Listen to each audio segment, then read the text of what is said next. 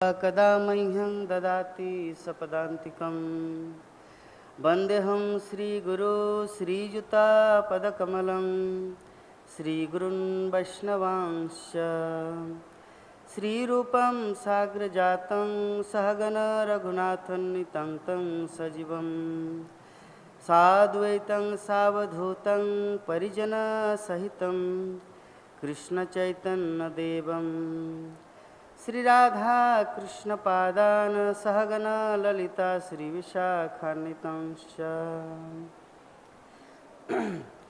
नमो विष्णुपादाय कृष्णपृष्ठाय भूतले श्रीमते भक्तिवेदांत स्वामिनिति नामिने नमस्ते सरस्वती देवे गौरवाणी प्रचारिणे निर्विशेष शून्यवादी पाश्चात्य देशतारिणे हे कृष्ण करुणा सिंधु दीनबंधु जगतपते गोपेश गोपिका कांत राधा कांत नमस्तुते तप्त कांचन गौरांगी राधे वृंदावनेश्वरी वृषभानुसुते देवी प्रणमामि हरिप्रिये वाञ्छाकल्पतरुभ्यश्च कृपा सिन्धुभ्येव च पतितानां पावनेभ्यो वैष्णवेभ्यो नमो नमः। जय श्री कृष्ण चैतन्य प्रभु नित्यानंद श्री अद्वैत गदाधर श्रीवासादि गौर भक्तवृंद हरे कृष्णा कृष्णा कृष्णा हरे हरे हरे राम राम राम हरे हरे। ओम नमो भगवते वासुदेवाय ओम नमो भगवते वासुदेवाय ओम नमो भगवते वासुदेवाय। नारायणं नमस्कृत्य नरं चैव नरोत्तमं देवीं सरस्वतीं व्यासं ततो जयमुदीरये। नष्टप्रायेषु अभद्रेषु नित्यं भागवत सेवया भगवती उत्तम श्लोके भक्तिर्भवति नष्टिकी। मुखम करती वाचनं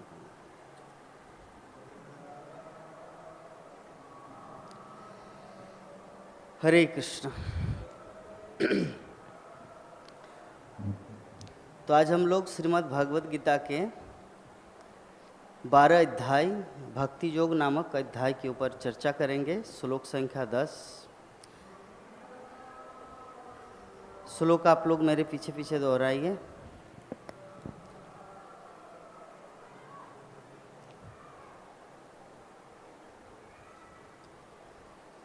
अभ्यासेऽप्यसमर्थोऽसि मत्कर्म परमो भव मदर्थमपि कर्माणि कुर्वन् सिद्धिमवाप्स्यसि। अभ्यासेऽप्यसमर्थोऽसि मत्कर्म परमो भव मदर्थमपि कर्माणि कुर्वन् सिद्धिमवाप्स्यसि। अभ्यासेऽप्यसमर्थोऽसि मत्कर्म परमो भव मदर्थमपि कर्माणि कुर्वन् सिद्धिमवाप्स्यसि।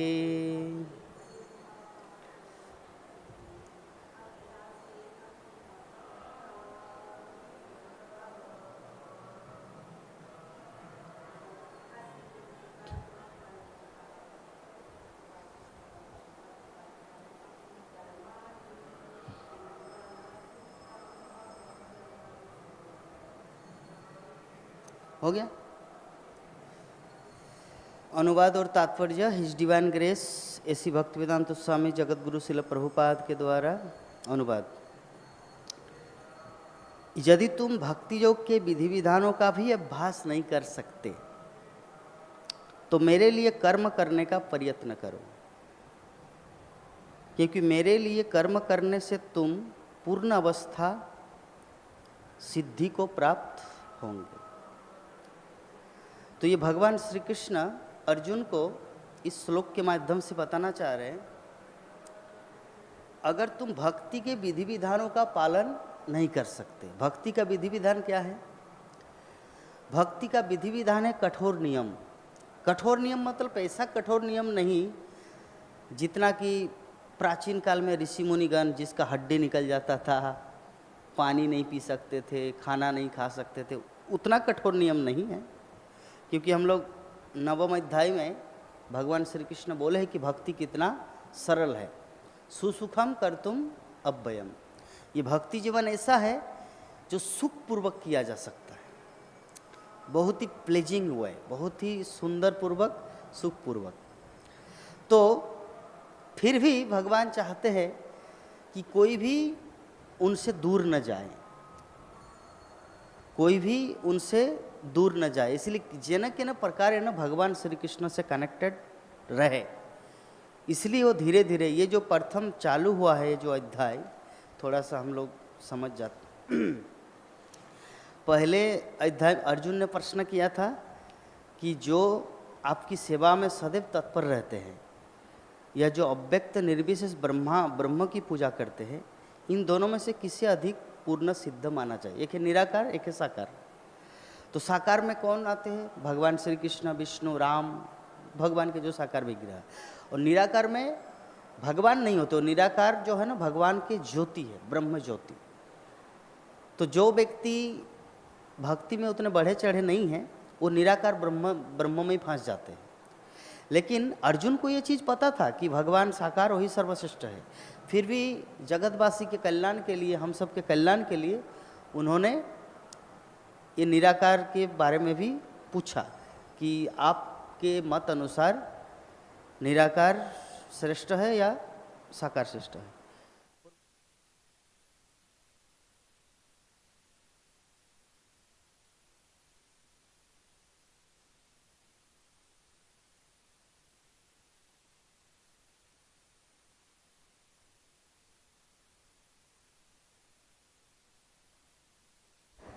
तो अर्जुन का इस प्रश्न से ये चालू हुआ था ये अध्याय। तो भगवान ने क्या कहा कि जो लोग अपने मन को मेरे साकार रूप में एकाग्र करते हैं और अत्यंत श्रद्धापूर्वक मेरी पूजा करने में सदैव लगे रहते हैं, वो मेरे द्वारा परम सिद्ध माने जाते हैं। ये भगवान का रिकमेंडेशन है। अर्जुन ने पूछा था निराकार और साकार में से सबसे श्रेष्ठ कौन है? तो भगवान ने उत्तर दिया कि जो लोग मेरी साकार रूप में, जैसे हम लोग साकार रूप की आराधना करते हैं, हमारे राधा माधव है, राधा रास बिहारी है, राधा मदन मोहन है, राधा श्याम सुंदर है, तो हम लोग साकार रूप की आराधना करते हैं। तो भगवान क्या बोल रहे हैं कि जो लोग श्रद्धापूर्वक, प्रेम पूर्वक मेरी साकार रूप की पूजा करते हैं वो मेरे द्वारा सर्वमान्य माने जाते हैं। ठीक है। उसके बाद लेकिन जो लोग अपनी इंद्रियों को बस में करके तथा सबों के प्रति समभाव रखकर परम सत्य की निराकार कल्पना के अंतर्गत उस अव्यक्त की पूरी तरह से पूजा करते हैं जो इंद्रियों की अनुभूति से परे है, सर्वव्यापी है, अकल्पनीय है, अपरिवर्तनीय है, अचल तथा ध्रुव है, वे समस्त लोगों के कल्याण में संलग्न रहकर अंततः मुझे प्राप्त करते हैं। ये सेकेंडरी, पहला चीज जो साकार रूप, और सेकेंडरी भगवान बताए कि अगर कोई मेरी साकार रूप की आराधना नहीं भी करते, अगर वो अव्यक्त की भी पूजा करते हैं तो फिर भी वो अल्टीमेटली मैं मुझे प्राप्त करता है। लेकिन थोड़ा प्रोसेस लंबा है। कोई जाता है मुंबई ट्रेन से, कोई जाता है फ्लाइट से। फ्लाइट से क्या है ना, डायरेक्ट दमदम एयरपोर्ट जाना है कलकत्ता, और वहाँ पे चढ़ेंगे 2.5 घंटा में मुंबई पहुँच जाएंगे। और अगर आप ट्रेन में जाएंगे तो हावड़ा स्टेशन जाना पड़ेगा और वहाँ से गीतांजलि या मुंबई मेल लेना पड़ेगा, तो वो रायपुर, छत्तीसगढ़, झारखंड, रांची, जमशेदपुर, खड़गपुर, फिर नागपुर, ऐसे करके कल्याण मुंबई पहुँच जाएगा। उसके लिए 4 दिन लगता है, और यह फ्लाइट से ओनली 2.5 घंटा में पहुंच जाएंगे। तो भगवान क्या बोलना चाह रहे हैं कि सर्वप्रथम अर्जुन ने पूछा था कि दोनों में से कौन सा श्रेष्ठ है, साकार और निराकार। तो भगवान ने बता दिया कि देखिए, अगर आप फ्लाइट पकड़ेंगे तो जल्दी मेरे पास आओगे, अगर साकार रूप की आराधना करेंगे तो मुझे प्राप्त करेंगे। लेकिन अगर कोई निराकार की उपासना करते हैं जो अव्यक्त है, निराकार है, अविचल है, तो अल्टीमेटली मुझे प्राप्त करेंगे, लेकिन थोड़ा लंबा प्रोसेस है। उसके बाद कि जिन लोगों के मन परमेश्वर के अव्यक्त निराकार स्वरूप के प्रति आसक्त है, उनके लिए प्रगति कर पाना अत्यंत कष्टकर है। ट्रेन में कभी कभी लेट भी हो जाता है, कभी कभी 8 घंटा 10 घंटा 15 घंटा लेट भी हो सकता है। तो हो सकता है आप मुंबई में एक इंटरव्यू देने के लिए जा रहे हैं और वहाँ पर आपको अप्रोप्राइट टाइम में 10 बजे पहुँचना है, तो कोई गारंटी नहीं कि आपका ट्रेन में आप सफ़र करेंगे तो आप उसी टाइम पे पहुँचेंगे, इसका कोई गारंटी। वही चीज़ भगवान यहाँ पे बता रहे हैं कि जिन लोगों के मन परमेश्वर के अव्यक्त निराकार रूप के प्रति आसक्त है, उनके लिए प्रगति कर पाना बहुत ही कष्टप्रद है, वेरी वेरी डिफिकल्ट। देहधारियों के लिए उस क्षेत्र में प्रगति कर पाना सदैव दुष्कर होता है।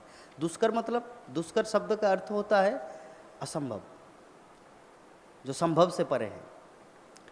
फिर भी ये तो सर्वाणी कर्माणी मय सन्न्यास मत परा, फिर भी भगवान क्या बता रहे कि जो अपने सारे कार्यों को मुझ में अर्पित करके तथा अविचलित भाव से मेरी भक्ति करते, मेरी पूजा करते हैं और अपने चित्तों को मुझ पर स्थिर करके निरंतर मेरा ध्यान करते हैं, उनके लिए हे पार्थ, मैं जन्म मृत्यु के सागर से शीघ्र उद्धार करने वाला हूँ। यहाँ से शुरू हो रहा है भक्ति मार्ग।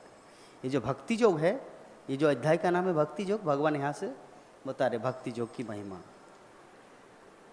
मय्ये भवन में आध्यत्स मयि बुद्धि निवेशय निवसस्य मय अत अर्थ ऊर्ध्वंग संशय, कि मुझ भगवान में अपने चित्त को स्थिर करो और अपनी सारी बुद्धि मुझ में लगाओ, इस प्रकार तुम निसंदेह सदैव मुझ में वास करोगे। जब 2016 में मैं संकीर्तन बुक डिस्ट्रीब्यूशन करने जाता था, तो ये जो श्लोक है ना, ये मुझे सबसे प्रिय था। मय्येव मन आध्यत्स मयि बुद्धि निवेशय निवसस्य से मय्येव अत ऊर्ध्वंग संशय। मतलब इससे भगवान यही चीज़ बोलना चाह रहे कि सब समय अपना मन मुझ में लगाओ और अपने चित्त को स्थिर करो, अपनी सारी बुद्धि मुझ में लगाओ। हमारे पास क्या है? इंद्रियां, मन और बुद्धि। तो इंद्रियां कंट्रोल होते मन के द्वारा और मन कंट्रोल होते बुद्धि के द्वारा। तो इसीलिए भगवान यहाँ पे पहले ही 2 चीज़ अपने हाथ में लेने के लिए बोल रहे हैं। भक्ति जीवन में टिके रहने के लिए या भक्ति जीवन में आगे बढ़ने के लिए भगवान श्री कृष्ण ये 2 चीज़ हमें ड्राइविंग लाइसेंस दे रहा है। मतलब 2 चीज़, पहला बुद्धि और दूसरा मन। मन से बोले सदैव मेरा चिंतन करो, मय्येव मन आध्यत्स मयि बुद्धि निवेशय, अपना पूरा बुद्धि मुझे निवेश करो, इन्वेस्ट करो, लगाओ। इससे क्या होगा? निवेशस्य सी मय्येव अत ऊर्ध्वंग संशय, मतलब इससे तुम निसंदेह मुझे प्राप्त करोगे। ये चीज़ भगवान बोला। तो मान लीजिए कि कोई काम के क्षेत्र में, कोई कार्य फील्ड में, हो सकता है वो ऐसे जगह जॉब करते हैं, ऐसे जगह नौकरी करता है, बिजनेस करता है, जहाँ पर कृष्ण स्मरण हो ही नहीं सकता। तो इसीलिए भगवान आगे बोल रहे हैं कि अथ चित्तम समाधातुम न शक्नोसि मयि स्थिरम अभ्यास योगेन तथा मामिच्छप्तुं धनंजय, कि हे अर्जुन, हे धनंजय, यदि तुम अपने चित्त को अविचल भाव से मुझ पर स्थिर नहीं कर सकते, अगर आप नहीं कर पा रहे, तो जब तुम भक्ति योग के विधि विधानों का पालन करो। यहाँ से शुरू हो रहा है ये जो आज का जो हमारा श्लोक है 10 नंबर, भक्ति योग के विधि विधान। तो अगर तुम अपने मन को, विधि विधान कौन करता है? इंद्रियां, शरीर। विधि विधान तो मन और बुद्धि नहीं करता, मन बुद्धि तो इंद्रियों से परे है। एग्जाम्पल, जैसे मान लीजिए आपका निर्जला एकादशी का व्रत, हम लोग भले ही फिजिकली पानी ना पीते, लेकिन बुद्धि तो पानी पीता है, मन तो पानी पीता है, समझ गए ना? मन तो पानी पीता है। अरे कब खत्म होगा, कब दूसरा दिन सूर्य उदय होगा या सुबह सुबह गुड़ का जल मिलेगा, तो मन तो पानी पीता है, बुद्धि पानी पीता है। तो यहाँ पर भगवान क्या बोल रहे हैं कि मन और बुद्धि अगर मुझ में लगा नहीं पा रहे, जो 7 नंबर श्लोक में भगवान बता रहे हैं, मन और बुद्धि अगर मुझ में लगा नहीं पा रहे, तो तुम क्या करो कि भक्ति योग के विधि विधानों का पालन करो। क्योंकि भक्ति योग का जो विधि विधान है वो इंद्रियों का कार्य है, वो इंद्रियों का कार्य है। और भगवान जो फर्स्ट क्लास भक्ति बोला वो है मय्येव मन आध्यत्स मयि बुद्धि निवेशय, कि अपने मन और बुद्धि अगर मुझ में लगाओगे तो किसी का बाप नहीं है, किसी का मतलब कोई भी तुमको रोक नहीं सकता भक्ति में उन्नति करने के लिए। कोई भी बाधा, किसी भी प्रकार की विपत्ति नहीं आएंगे।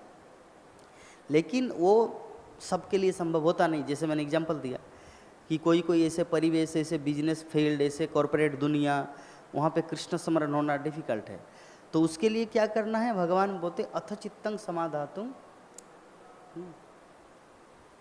अथ चित्तं समाधातुं न शक्नोषि मयि स्थिरम। वो चला गया क्या? प्रभु जी ने इशारा किया दरवाज़ा लगाओ, लेकिन वो तो चले ही गए। यही होता है संसार का नियम, लोगों को बोलते कुछ और है, समझ में आता कुछ और है। उनको लगा कि भागो यहाँ से, मतलब प्रभु, उनको फील हो रहा है कि मुझे बोले कि यहाँ से भागो, लेकिन प्रभु जी बोले जस्ट आप दरवाज़ा लगाओ और उसके बाद आओ। इसीलिए हमें इससे क्या सीख लेना है? इससे यही चीज़ सीख लेना है कि मैं जो रिएक्शन करूँगा, जैसे किसी किसी मूवी में क्या होता है, अरे मैं अगर ये करूँगा तो लड़की जंपिंग करके मर जाएगी, फिर मुझे फांसी होगा, मुझे जेल में डाल दिया जाएगा, तो नहीं बाबा, उसको ये चीज़ नहीं बताऊँगा, हाइड करना है।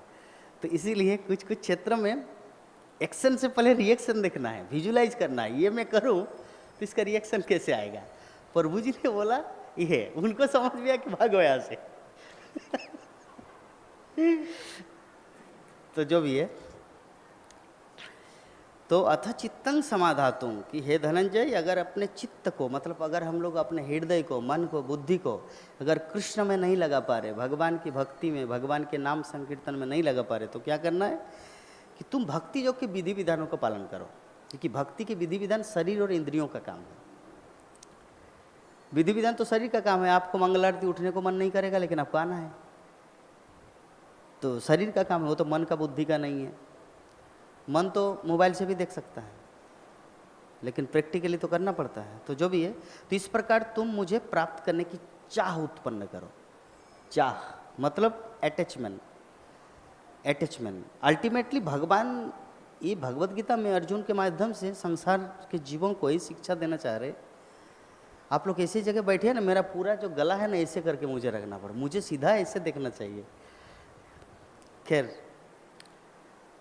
तो भक्ति योग के विधि विधान इधर आइए, सामने आइए। हाँ ठीक है,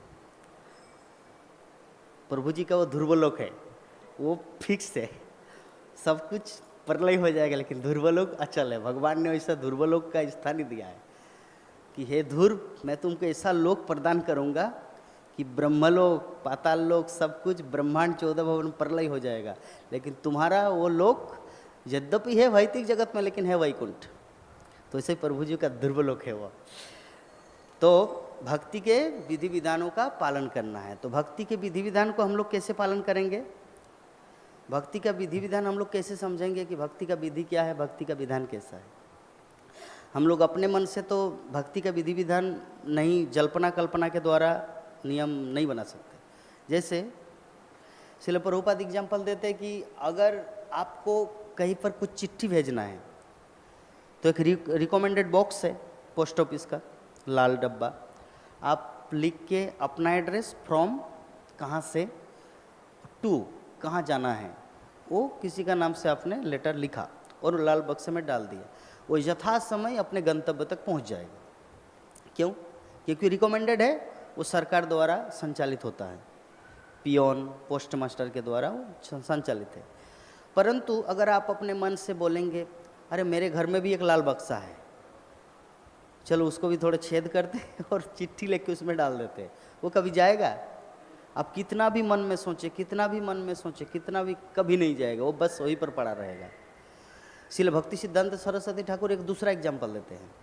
जैसे मान लीजिए कोई मन ही मन सोचता है कि मैं भक्ति में प्रगति कर रहा हूँ, लेकिन वैष्णव समाज उनको रिकमेंड नहीं किया, तो कैसे एग्जाम्पल दिया कि एक बारात था, एक शादी का बारात, तो अभी रात का समय है, तो नौका से इस नदी से उस नदी पार करना है, मतलब बहुत दूर तक जाना है।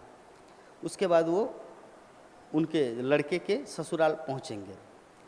अभी बारात पार्टी सभी बैठ गए नौका में, तो बोले रात का टाइम है, सो जाते हैं।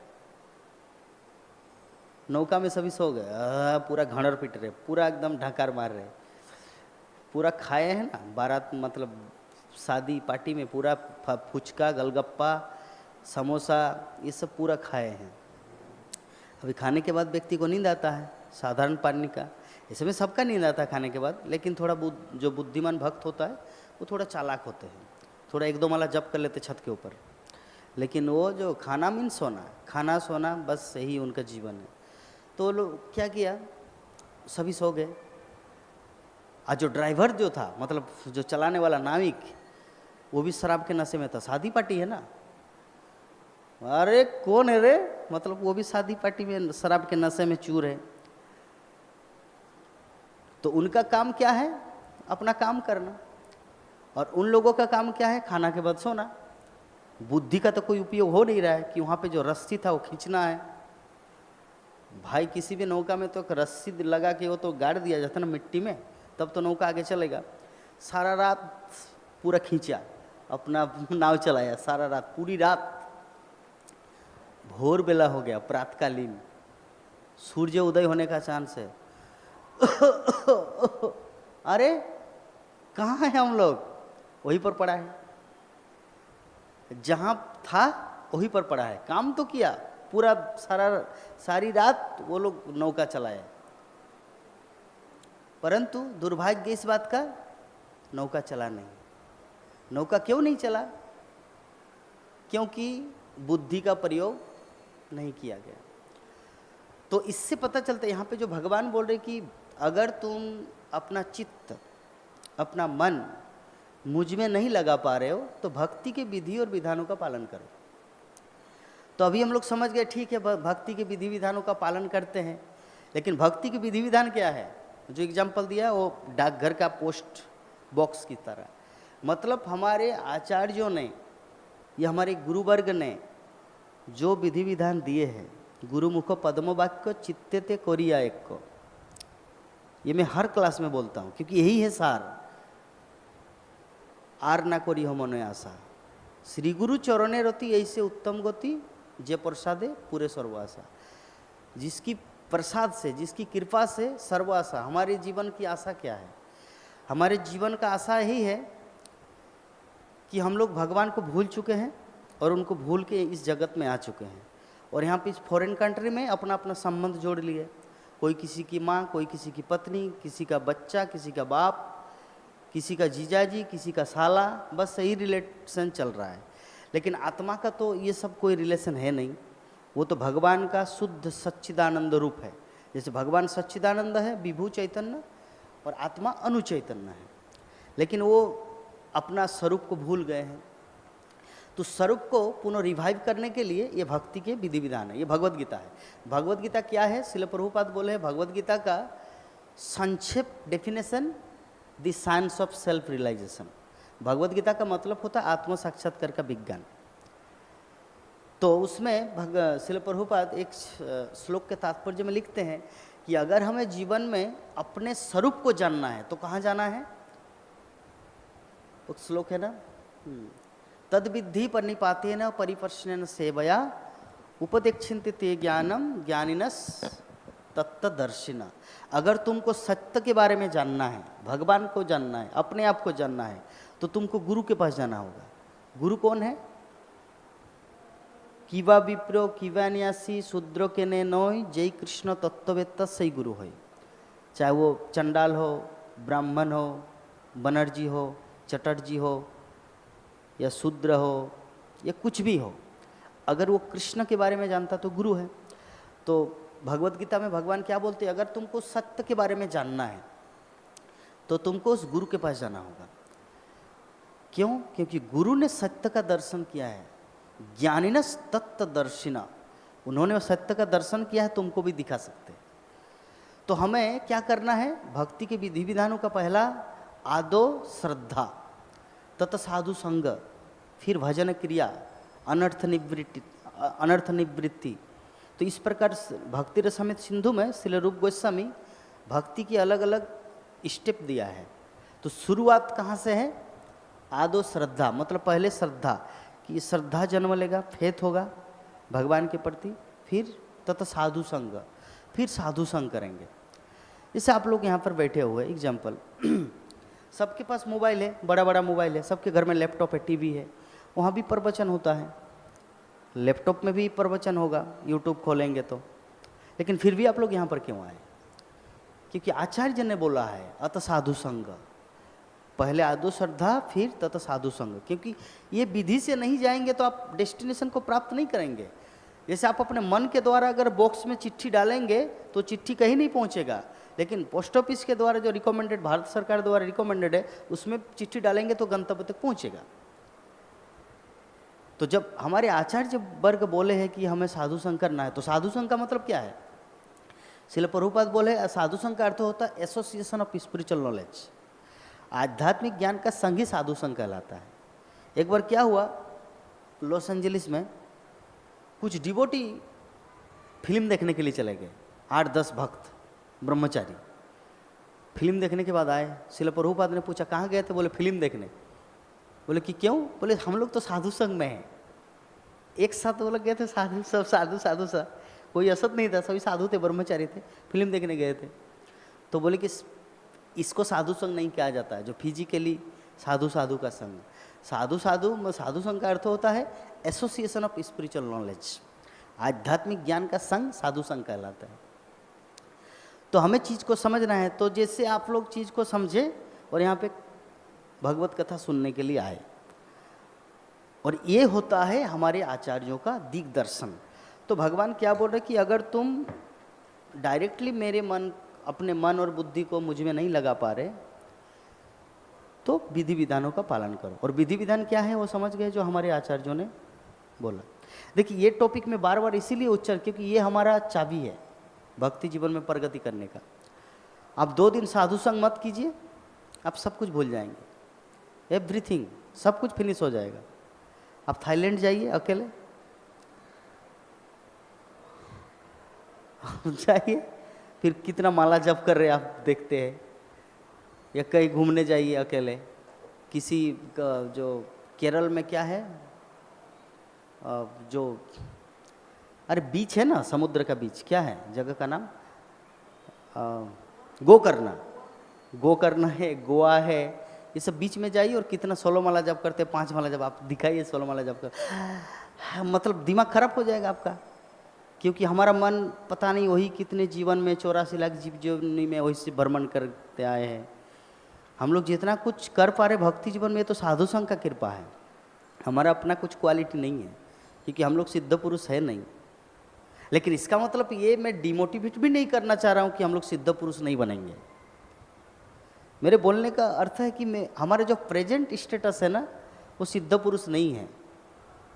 2017 में एक डिवोटी, जमशेदपुर में हम थे उस समय, तो जन्माष्टमी का टाइम था, तो प्रभु जी ने बोला कि प्रभु जी हम लोग बहुत सारे लोगों के ऋणी हैं। तो मैंने पूछा कैसे? बोले कि देखो तुम अभी इस मंदिर में हो, हरि नाम की माला जप कर रहे हो, ये जो टोटो वाला जा रहे हैं ना रोड में, इसका भी तुम ऋणी हो। मैं बोला कैसे? बोले इसीलिए ऋणी है क्योंकि वो जो गाड़ी जा रहा है, मतलब जमशेदपुर शहर जो है ठीक ठाक चल रहा है। अगर मान लीजिए गाड़ी नहीं जाता, अगर कोई व्यक्ति उस रास्ते में नहीं जाता, एकदम पूरा सुनसान, आपको डर लगा रहता, कुछ तो हुआ है शहर में, कुछ तो हुआ है, तो मान लीजिए जो गाड़ी जा रहे हैं उसका भी आपको ऋणी होना है, क्योंकि सेफ है। आई मीन सेफ सिटी, मैं एक अच्छे शहर में हूँ, कोई चिंता नहीं। मान लीजिए कुछ कुछ आवाज़ होता है, क्योंकि जमशेदपुर तो टाटा स्टील सिटी है, टाटा मोटर्स में विभिन्न प्रकार के मतलब फैक्ट्री में आवाज़ आता रहता है। मान लीजिए कि वो भी बंद हो जाए। कहीं कहीं पर कुत्ता भौंकता है, कुत्ता भौंकना भी छोड़ दे, चिड़िया चहचहाती है वो भी छोड़ दे, और मच्छर जो मच्छर घूमते रहते हैं हमारे कान में वो भी बंद कर दे, सब क्या होगा हाल? हम लोग जी पाएंगे? डिप्रेशन से, डर से मर जाएंगे। जापान में घटना था कि अगर कोई व्यक्ति किसी से बात नहीं करेंगे ना तो मर जाएगा। तो किसी ने चैलेंज किया, तो एक दूसरे वैज्ञानिक ने बोला कि ये हो ही नहीं सकता, बोले कि मैं प्रमाणित करके दिखाऊंगा। तो एक बच्चे का जन्म हुआ और उसको एक घर में रखा गया, उनको खाना पीना, पानी, बिस्लरी, एवरीथिंग सब कुछ प्रोवाइड किया जा रहा है, बट नो स्पीकिंग, कोई बात नहीं, कोई उससे बात नहीं करता। 4 महीना में बच्चा मर गया, 4 महीना में मर गया बच्चा। दूध दिया जा रहा है, सब कुछ फैसिलिटी दिया जा रहा है। ऐसा नहीं कि जन्मों के बाद, कुछ बड़े होने के बाद मतलब हो सकता है जैसे ऐसा नहीं कि आज जन्म हुआ 4 महीने में मर गया, ऐसा नहीं। बच्चा हो सकता है 6 महीना के बाद या 1 साल बाद में वो किया गया। खैर जिन्होंने ये किया वो गलत किया, क्योंकि एक प्राणी का जीवन लिया। लेकिन ये स्टेटमेंट मतलब ये एक एग्जाम्पल दिया आप लोगों को कि अगर हम लोग किसी से बात नहीं करेंगे ना तो बच नहीं पाएंगे, पागल हो जाएंगे व्यक्तिगत। तो वो प्रभु जी बोलने का भाव क्या था कि हम लोग सबके ऋणी हैं, किसी न किसी के ऋणी है। चिड़िया इसका भी ऋणी है। मान लीजिए भी लाइट बंद हो गया तो पहले एक डर आता है, अरे कोई चोर तो नहीं काट दिया करंट। ये दूसरा कई ट्रांसफार्मर, हाँ ये भी हो सकता है, डूम करके एक आवाज आ गया तो हो सकता कोई अटैक हो गया। सोलर मोलर एकदम पूरा अंधकार, क्या होगा आपको डर लग जाए, मतलब एक भयभीत चेतना काम करेगा हमारा। तो किसी न किसी के हम लोग ऋणी हैं। तो अल्टीमेटली जो भी है, तो भगवान क्या बोल रहे हैं आज के श्लोक में कि यदि तुम भक्ति योग के विधि विधानों का भी अभ्यास नहीं कर सकते। पहला, अब तक हम लोग क्या सुन रहे थे कि अगर मन को मेरे में नहीं लगा सकते तो भक्ति योग की विधि और विधानों का पालन करो। आज के श्लोक में देखिए भगवान कितने सरल है, कितना प्यार करते हैं हम सबसे। हम लोग तो सिर्फ प्यार प्यार, प्रेम, लव, मोहब्बत, इश्क ये सब चिल्लाते हैं। प्यार क्या होता है कृष्ण से सीखो, जो कितना प्यार करते हैं हम लोग को अपने पास बुलाने के लिए कितना फैसिलिटी दे रहे हैं। पहले नंबर श्लोक से अर्जुन ने कहा ना कि कौन श्रेष्ठ है, तो भगवान ने ऐसे ऐसे ऐसे ऐसे करते। अभी बोले कि भक्ति के विधि विधानों का भी अगर आप पालन नहीं कर सकते, मंगल आरती नहीं आ सकते, भागवतम क्लास में अटेंड नहीं कर सकते, जप नहीं कर सकते, साधु संग नहीं कर सकते, तो क्या करना है? तो मेरे लिए कर्म करने का प्रयत्न करो, क्योंकि मेरे लिए कर्म करने से तुम पूर्ण अवस्था सिद्धि को प्राप्त होंगे। तो अभी इसमें श्रील प्रभुपाद बताना चाह रहे हैं कि इसका मीनिंग क्या है। ये जो अभी कोई पूछ सकता है तो ठीक है, हम जपमाला में जप भी नहीं करेंगे और मंदिर भी नहीं जाएंगे, कर्म करेंगे, तो कर्म क्या है? तो श्रील प्रभुपाद समझा रहे तात्पर्य में कि यदि कोई गुरु के निर्देश अनुसार भक्ति योग के विधि विधानों का अभ्यास नहीं भी कर पाता तो भी परमेश्वर के लिए कर्म करके उसे पूर्ण अवस्था प्रदान कराई जा सकती है। तो ये कर्म किस प्रकार किया जाए, इम्पोर्टेंट। इसकी व्याख्या 11 अध्याय के 55वें श्लोक में पहले की जा चुकी है कि मनुष्य में कृष्ण भावनामृत के प्रचार हेतु सहानुभूति होनी चाहिए। अभी आप लोग फेसबुक में एक चीज़ देख रहे हैं, क्या हरि बर्माना दिल्ली का, जिन्होंने स्टेशन में भक्तों को बुक डिस्ट्रीब्यूशन करने के लिए अलाउ किया, आप लोग पढ़े देखे? वो माता जी पढ़े। तो उन्होंने एक भारत सरकार को लेख लिखा, वो भी भारत सरकार के ही है, कि कोई भी इस्कॉन के डिवोटी अगर वो बुक डिस्ट्रीब्यूशन करने के लिए प्लेटफॉर्म में प्रवेश करता है तो कोई भी आरपीएफ या जीआरएफ, जीपीए क्या बोलते हैं, आरपीएफ और जीआरपी या जीपीआर, जो 2 प्रकार के पुलिस है ना स्टेशन में होता है, जंक्शन में, तो वो पुलिस इस्कॉन के डिवोटी को हैरेसमेंट नहीं करेगा। वो पूरा फाइनल ऑर्डर दे दिया है, इट्स फाइनल ऑर्डर। तो ये है उदाहरण। ये जो आज का जो श्लोक है, आज के श्लोक का जो श्रील प्रभुपाद बताना चाह रहे, अगर मान लीजिए तुम भक्ति के विधि विधानों का पालन नहीं कर सकते, ओके फाइन, तो तुम कृष्ण भावनामृत के प्रचार में सहयोग बनो। तो उन्होंने किया ना, हरि वर्मा जो है, तो उन्होंने ऐसा स्टेटमेंट पास किया भारत सरकार के पास। अभी भारत में जितने सारे रेलवे स्टेशन हैं, अभी इस्कॉन के भक्त जाके वहाँ पे प्रचार प्रसार कर सकते हैं, कोई कुछ बोल नहीं सकता। क्यों? क्योंकि सरकार द्वारा ऑथोराइज हो चुके हैं। तो इसीलिए श्रील प्रभुपाद यहाँ पे बताना चाह रहे हैं, क्योंकि मनुष्य में कृष्ण भावनामृत हेतु सहानुभूति होनी चाहिए, कॉम्पेशन। तो ऐसे अनेक भक्त हैं जो कृष्ण भावनामृत के प्रचार कार्य में लगे हैं, उन्हें सहायता की आवश्यकता है। अतः भले ही कोई भक्ति योग के विधि विधानों का प्रत्यक्ष रूप से अभ्यास न कर सके, उसे ऐसे कार्य में सहायता देने का प्रयत्न करना चाहिए। प्रत्येक प्रकार के प्रयास में भूमि, लैंड, पूंजी, फाइनेंस, संगठन तथा श्रम, ये 4 चीज़ जरूरी होता है। एक मंदिर को चलाने के लिए या फैक्ट्री को खोलने के लिए या कहीं पर कुछ भी संगठन, ये 4 चीज़ जरूरत होता है। तो जिस प्रकार किसी भी व्यापार में रहने के लिए स्थान उपयोग के लिए कुछ पूंजी, कुछ श्रम तथा विस्तार करने के लिए एक संगठन, ऑर्गेनाइजेशन, चाहिए। उसी प्रकार कृष्ण सेवा के लिए भी इनकी आवश्यकता होती है। अंतर केवल इतना ही होता है कि भौतिकतावाद में मनुष्य इंद्रिय तृप्ति के लिए सारा कार्य करता है, लेकिन यही कार्य कृष्ण की संतुष्टि के लिए किया जा सकता है। तो श्रील प्रभुपाद यहाँ पे कितना सुंदर सरल तरीके से भगवान श्री कृष्ण का जो भाव वो प्रकाशित कर रहे हैं। भगवान श्री कृष्ण का भाव यहाँ पे भगवान जो चाह रहे, अगर मान लीजिए कि तुम भक्ति का विधि विधान नहीं पालन कर रहे हो तो ठीक है, तुम्हारे पास जितना इनकम है या सोर्स है, वो जो हरि प्रसाद जो है, हरि वर्मा जो है, वो तो कोई इनकम पैसा देके तो किया नहीं, वो तो पैसा नहीं लगाया ना कि लाख रुपया लगा दिया है, इन्वेस्ट कर दिया इस्कॉन टेम्पल में, ऐसा तो नहीं। उन्होंने अपने दिमाग से इस्कॉन को सपोर्ट किया, ये भक्ति साम्राज्य को, ये सनातन धर्म को बढ़ावा देने के लिए उन्होंने अपना योगदान दिया। तो योगदान ऐसा नहीं कि सिर्फ पैसा ही होता है, व्यक्ति अपने अपने क्षमता अनुसार, अपने अपने सामर्थ्य अनुसार विभिन्न प्रकार से योगदान दे सकते हैं। कई सारे हैं, जैसे क्या और क्या एग्जाम्पल दूँ, जैसे हमारे प्रभु जी जो है वो मुंबई के एक प्रसिद्ध व्यक्ति है, लेकिन यहाँ पर साधारण, चलिए हॉस्पिटल को साधारण नहीं बोला जाए, सिर्फ मायापुर कम्युनिटी हॉस्पिटल कितना वेतन मिलता है, 15 से 20 हज़ार रुपया, और मुंबई में अगर काम करते तो 1 लाख तो मिनिमम, उससे ज़्यादा भी हो सकता है, 1 लाख मिनिमम, उससे ज़्यादा हो सकता है अगर वहाँ पे अगर सर्विस दे तो। लेकिन यहाँ पे क्यों दे रहा है 10-15 हज़ार में? यही तो अपना योगदान है, कॉन्ट्रीब्यूशन है कि भाई अगर मैं भक्त होकर अगर हॉस्पिटल में सेवा न दूँ तो कोई दूसरा व्यक्ति आएगा और उनको ही मोटा रकम देना पड़ेगा, तब वो रहेगा स्टाफ के रूप में। लेकिन क्यों ना मैं ही रहूं और भगवान की सेवा भी, भगवान की भी सेवा करूं। तो ये है योगदान, ये कंट्रीब्यूशन। कंट्रीब्यूशन ऐसा नहीं कि हाँ गीता डोनेशन कितना किया, ये शरद पूर्णिमा में भागवतम कितना आप डोनेट किए, ये इम्पोर्टेंट नहीं है। जिसके पास जो सामर्थ्य है उसको 100% लगाना चाहिए, उनके लिए वही 100% है। अगर हरि वर्मा जैसे उस उच्च पद स्थित है, अगर वो बोले ठीक है मैं आपके लिए 11 गीता, आपकी इस्कॉन टेम्पल में 11 पीस गीता दे रहा हूँ, कितना 280 रुपया करके ना, ठीक है मैं आपको 5000 रुपया दे रहा हूँ, तो उसके लिए क्या वो क्षमता था? नहीं।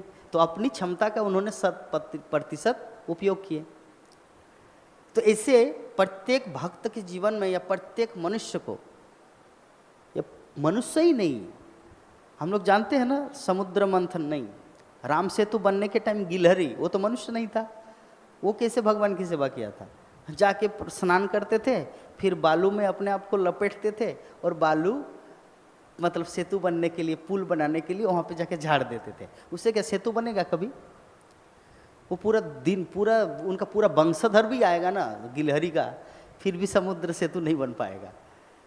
वो तो एक था, पूरा भी वंशधर, पृथ्वी में जितने सारे गिलहरी है सभी अगर आए और बालू दे, फिर भी कभी समुद्र का पुल बनने वाला नहीं है। लेकिन अपना प्रयास उन्होंने 100% दिया और भगवान उसी में खुश हुआ।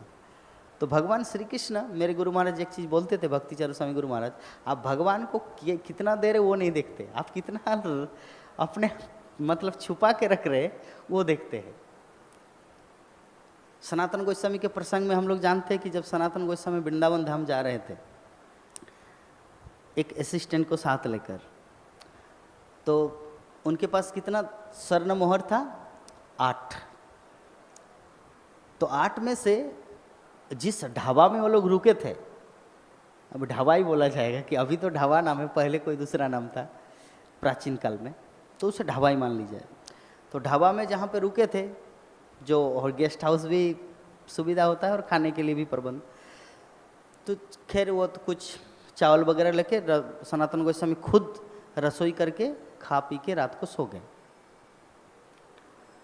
तो जिस ढाबा का मालिक था उनके पास एक ज्योतिष था, और ज्योतिष सब कुछ बता देते थे कि जितने सारे यात्री यहाँ पर आते थे किसके पास कितना धन है, उनको ये सब चीज़ पता चल जाता था।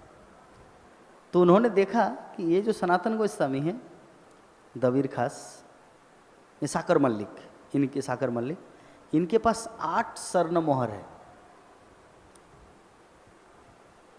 तो सनातन गोस्वामी को ये चीज़ पता चल गया। कैसे पता चला? कि जब उनका, हाँ जी जी जी जी जी, आई आई, बैठी बैठी बैठी, आपके लिए मैं हलवा बना दूँ, अच्छा आपके लिए मैं नया कंबल बिछा देता हूँ। तो जब कोई जान ना पहचान और बन गया घर का मेहमान, तो कुछ तो गड़बड़ है। हो लड़की बहुत ब्यूटीफुल है, हाँ माता जी आई आई आई आई आई आई, आप तो बहुत अच्छे हैं, आप इस्कॉन में बहुत डोनेशन, तो लड़की समझ जाते कि ये कुछ तो गड़बड़ है। तो उसी प्रकार किसी लड़के को अगर बहुत हाव भाव दिया जाता है तो लड़का समझ, यार ये तो मेरे पीछे ही पड़ गए, क्योंकि मैं ऑफिसर हूँ इसलिए। तो क्योंकि सामने जो चीज़ है प्रकट हो जाता है। तो सनातन गोस्वामी था प्रधानमंत्री। माता जी सोइए मत, सनातन गोस्वामी कौन थे? प्रधानमंत्री। पूरे भारत का शासन कौन चलाते थे? नवाब हुसैन शाह। जो भारत था राजधानी, मतलब बंगाल था पूरे भारत का राजधानी मालदा, और उसका प्रधानमंत्री कौन थे? सनातन गोस्वामी। तो वो तो इजीली किसी का चेहरा देख के पूरा पढ़ लेंगे कि क्या हो रहा है अंदर। तो जब उन्होंने, हाँ जी जी आपके लिए नया नया कंबल बिछा देते हैं, आपको बेडशीट लगा देते हैं नया, तब सनातन गोस्वामी को पता चला कि कुछ तो गड़बड़ है। हो सकता है मेरे पास जो मोहर है ये इनको समझ में आ गया। तो उन्होंने क्या किया, अपने असिस्टेंट को बोला कि इनको दे दो मालिक को। तो मालिक ने बोला आधी रात को, अगर आप लोग नहीं देते ना तो मेरा प्लान था आप दोनों को बलि देते हैं, काट देते तलवार से और धन संपत्ति ले लेते, क्योंकि मेरे पास एक यंत्र है, एक मशीन है, उससे पता चल जाता किसके पास कितना धन है। तो अच्छा हुआ कि आप लोग अपनी तरफ से खुद से आके दे दिए, लेकिन फिर भी आपके पास एक है, मतलब 7 स्वर्ण मोहर दिया, 8 उनके पास था, फिर भी एक पीस आपके पास, हाँ ठीक है वो कोई बात नहीं, वो आप लोग रखिए। तब सनातन गोस्वामी को बोला ओ माय गॉड। तो जैसे वहाँ पार हुआ, सुबह हुआ, तो जब कुछ रास्ते गए तो जाके बोला कि अच्छा तुम्हारे पास एक स्वर्ण मुद्रा है? बोले कि जी। एक काम करो, इसको लो और come back to West Bengal, अब चले जाइए, तुमको वृंदावन जाने का जरूरत नहीं है। क्योंकि सनातन गोस्वामी जा रहे थे वाराणसी, महाप्रभु वाराणसी में है, ठीक है, वाराणसी से आगे वृंदावन जाएंगे बाद में। तो उनको सनातन गोस्वामी को पता चल गया अगर इनको ऐसे रखेंगे ये तो मृत्यु के देवता को साथ में रखें, क्योंकि स्वर्ण मोर तो मृत्यु के देवता है, उनके कारण ही तो मारने के लिए तुले थे ना। अगर फकीर चंद रहता तब तो न रहेगी बांस, न बजेगी बांसुरी, ना तलवार आता, ना काटते। लेकिन उन लोगों का प्लान कैसे हुआ कि इनके पास धन है इसलिए काटेंगे और सब हड़प लेंगे। तो ऑलरेडी 7 मोहर दिया लेकिन एक बचा दिया। तो बोले अरे इनके अंदर ऐसा टेंडेंसी है, मतलब मेरे साथ रहते हुए भी छुपा रुस्तम। तो इसलिए उन्होंने क्या किया, बोले कि तुम कम बैक, चले जाओ। तो क्या प्रसंग में बोल रहा था ये सनातन गोस्वामी का? मुद्रा से पहले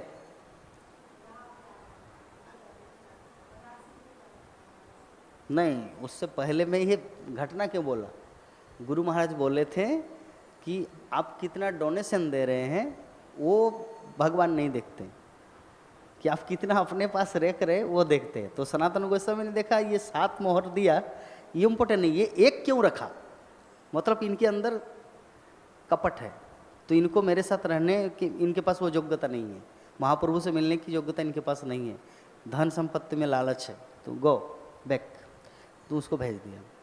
तो अल्टीमेटली यहाँ पर मेरे बोलने का भाव है कि जिसके पास जो क्वालिटी है, जिसके पास जो कैपेसिटी है, वो पूर्ण रूपे न कृष्ण सेवा में लगाना चाहिए। तो यदि किसी के पास पर्याप्त धन है तो वो कृष्ण भावनामृत के प्रचार के लिए कोई कार्यालय अथवा मंदिर निर्मित कराने में सहायता कर सकता है, अथवा वो प्रकाशन में बुक डिस्ट्रीब्यूशन या बुक पब्लिकेशन प्रकाशन में सहायता हेल्प पहुंचा सकते हैं।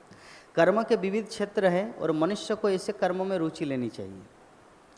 जो कर्म है ना, अनेक अनेक सर्किल है जहाँ पे हम लोग जगत कल्याण के लिए कुछ कर सकते हैं। तो यदि कोई अपने कर्मों के फल को नहीं त्याग सकता तो कम से कम उसका कुछ प्रतिशत भगवान श्री कृष्ण ने क्या बोला कि अगर भक्ति के विधि विधानों का 100% पालन नहीं कर सकते तो अपने कर्म का 100% लगाइए। और शिला प्रभुपाद यहाँ पे क्या बोल रहे, देखिए शिला प्रभुपाद क्या बोल रहे, यदि कोई अपने कर्मों के फल को नहीं त्याग सकता और कम से कम उसका कुछ प्रतिशत कृष्ण भावनामृत के प्रचार में तो लगा ही सकता है, वो तो कर ही सकता है। इस प्रकार कृष्ण भावनामृत की दिशा में स्वेच्छा से सेवा करने से व्यक्ति भगवत प्रेम की उच्चतर अवस्था को प्राप्त हो सकेगा, जहाँ उसे पूर्णता प्राप्त हो सकेगी। तो देखिए शिला प्रभुपाद के पुस्तक में सब कुछ दिया गया है। हम लोग विभिन्न प्रकार के उलझन में रहते हैं, प्रभु जी मेरा तो काउंसिलर नहीं है, मैं किससे गाइड लूँ, प्रभु जी मैं तो किसी टेम्पल से एसोसिएटेड नहीं हूँ, कौन मुझे सही निर्देश देगा। देखिए शिला प्रभुपाद अपने पुस्तकों में सब कुछ दे के रखा है। कौन सा ऐसा क्वेश्चन है, आप अभी मैं कुछ टाइम दूंगा आप लोग का क्वेश्चन, कौन सा ऐसा क्वेश्चन है आपके मन में जो शिला प्रभुपाद ने वो क्वेश्चन आपको नहीं दिया है। भले ही आपको नजर नहीं थे क्योंकि आपने पढ़ा नहीं बुक्स, है ना, शिला प्रभुपाद के सभी ग्रंथों का अध्ययन किया नहीं, इसीलिए आपको वो चीज नजर नहीं आता। हमें इस्कॉन में आने के बाद सर्वप्रथम शिला प्रभुपाद के पुस्तक में इतना रुचि लेना चाहिए कि प्रेम तो शिला प्रभुपाद से पहले होना चाहिए, बाद में काउंसिलर या बाद में दीक्षा गुरु या टेम्पल प्रेसिडेंट। क्योंकि शिला प्रभुपाद से प्रेम रहेगा तो दुनिया का किसी का बाप नहीं तुमको हिला सकते, लेकिन अगर प्रभुपाद से प्रेम नहीं हुआ तो कुछ थोड़ा सा इससे हिल डुल जाएंगे ना, नौका से गिर जाओगे। क्योंकि होता है ना भाई, कली का प्रभाव हर जगह है। कली का प्रभाव यह भौतिक जगत है, मेटेरियल वर्ल्ड, सब जगह कुछ ना कुछ ऐसे खटपट रहेगा ही हर जगह। आप बोलेंगे प्रभु जी मैं तो इस्कॉन को बहुत अच्छा समझता था, अरे इस्कॉन अच्छा ही है, लेकिन ये भौतिक जगत भी है, ये आपको देखना चाहिए। ये भौतिक जगत अपना काम दिखा रही, इस्कॉन अपना काम सही तरीके से कर रहे हैं, शिला प्रभुपाद अपना काम सही तरीके से कर रहे हैं, लेकिन भौतिक जगत है यहाँ की जो दूषण है। जैसे क्या एग्जाम्पल दूँ, जैसे मान लीजिए एक नौका है, नौका में आप बैठे हुए हैं और आपके पास एक पात्र है जिसमें पानी भर के रखे हैं। तो पात्र में कोई छेद नहीं है और पात्र कोई टेढ़ा मेढ़ा भी नहीं, पात्र जो है स्टील का वो एकदम सुंदर टाटा स्टील कंपनी या बोकारो स्टील कंपनी से बनाया हुआ है, एकदम परफेक्ट है, प्लेन साइज का, अच्छी तरह आपका पानी आप हाथ में पकड़ के रखे। तो अगर नौका ही अगर हिले डुले तो पात्र भी हिलेगा कि नहीं। तो पात्र लाइक इस्कॉन और नौका like a this material world. तो अगर भौतिक जगत की ही ऐसी स्थिति है तो बेचारा इस्कॉन क्या करेगा। पात्र हम लोग से, अरे प्रभु जी मैं तो नहीं समझता कि इस्कॉन में भी ऐसा हो सकता है, अरे इस्कॉन में है सो ये भौतिक जगत है भाई, यहाँ पे नौका ऐसे हिले डुलेगा तो पात्र क्या करेगा। पात्र तो नौका के ऊपर है। हम लोग जिस संगठन में, जिस सोसाइटी में है, ये तो कोई उस भगवत धाम में नहीं है ना इस्कॉन। इस्कॉन है स्पिरिचुअल ऑर्गेनाइजेशन, इट्स गुड, लेकिन है तो भौतिक जगत में, और भौतिक जगत के लोगों को लेकर ही तो किया जा रहा है ये सब कुछ। तो कुछ ना कुछ तो त्रुटि होगा ही, रहेगा ही, इसीलिए उतना उसको नज़रअंदाज करके आगे निकल जाना है। कुछ दिन पहले मैं एक क्लिप्स देख रहा था एक मूवी का, उसमें आया था, कोई बोले कि उनको तो फांसी दे देना चाहिए, एक व्यक्ति बोल रहा है पुलिस के सामने। तो पुलिस ने बोला कि किस आधार पर मैं उनको जेल में घुसाऊं फिर फांसी दूं। माता जी क्यों सो रहे, इतना सुंदर बात हो रहा है। पुलिस ने बोला कि मैं किस आधार पर उनको फांसी दूं या जेल में घुसाऊं। बोले कि उनका नीयत खराब है, और सामने वाला उनका नीयत खराब है। तो पुलिस बोल रहा है अगर नियत को देखते हुए अगर हम शासन करने लगे ना तो पूरा भारत अभी आधा जेल में भर्ती होता। बात को समझ में क्या बोलना चाह रहा हूँ। अगर किसी का नियत देख के अगर जेल में डालना शुरू करे तो 850 करोड़ जनसंख्या जो है संसार में, 450 से ज़्यादा करोड़ लोग जेल में होगा अगर किसी का नियत देख के उनको जेल में डाले तो मैंने सोचा वाह, इसीलिए सब कुछ देखना चाहिए लाइफ में। मूवी भी देखना चाहिए, मतलब क्लिप्स था वो, नोट 2.5 घंटा का मूवी नहीं था वो, क्लिप्स आया था, वो ऐसे शॉर्ट बनाया गया था। तो व्यक्ति शॉर्ट बनाते उसमें से कुछ अच्छा होता तभी तो बनाते। तो मैं सोचा कि देख लेते क्या है। तो मैं अरे फिल्म है लेकिन है कुछ काम का चीज़। अगर सिर्फ नियत देख के, तो जरा सोचिए, तो उसी तरह भगवान भी अगर हमारा नियत देखते ना, तो हम लोग इस्कॉन में रहने के योग्य ही नहीं है कोई भी। ये भक्ति में आने के की जो योग्यता है, एबिलिटी है, वो हमारे पास है ही नहीं। लेकिन भगवान जैसे पुलिस ऑफिसर नियत को नहीं देखता, प्रूफ देखता है, फिर उनको जेल में डालेंगे, तो ऐसे ही भगवान देखेंगे कि ठीक है जो भी है, माला तो जप कर रहा है, नियत में पुरुष है स्त्री चाहिए, स्त्री है पुरुष चाहिए, या स्त्री पुरुष दोनों है, धन चाहिए, चाहे कुछ भी कामना करे, माला तो जप कर रहा है, वो मेरा भक्त है, आओ आओ। कृष्ण अपना लेते हैं क्योंकि उनका गुण को देखते हैं, नियत को नहीं देखते। अगर नियत देखना चालू करें ना कृष्ण, तो हो गया हमारा भक्ति जीवन, हो गया। तो यहाँ पे श्रील प्रभुपाद अल्टीमेटली क्या बताना चाह रहे हैं कि इस प्रकार कृष्ण भावनामृत की दिशा में स्वेच्छा से सेवा करने से व्यक्ति भगवत प्रेम की उच्चतर अवस्था को प्राप्त कर सकेगा। शास्त्रों में 4 चीज का वर्णन किया गया, क्या? धर्म, अर्थ, काम और मोक्ष। और इसका भी और सारांश क्या है? भगवत प्रेम या कृष्ण प्रेम, पंचम पुरुषार्थ। 4 पुरुषार्थ है, धर्म, अर्थ, काम, मोक्ष, और पंचम पुरुषार्थ क्या है? कृष्ण प्रेम, जिसे हमें पाना है, भगवत प्रेम।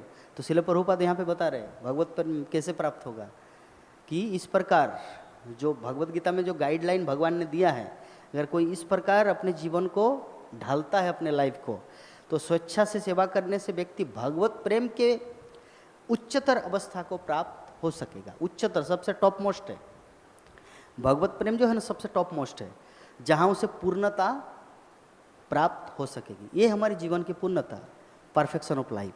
तो 5 मिनट समय है, किसी का कुछ प्रश्न है तो पूछ सकते हैं, बोलिए। थोड़ा जोर से बोलिए तो।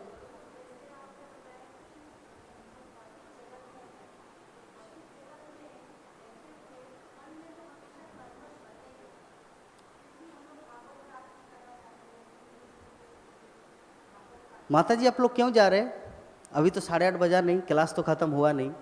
क्लास बुला है, ठीक है, ठीक है, ओके।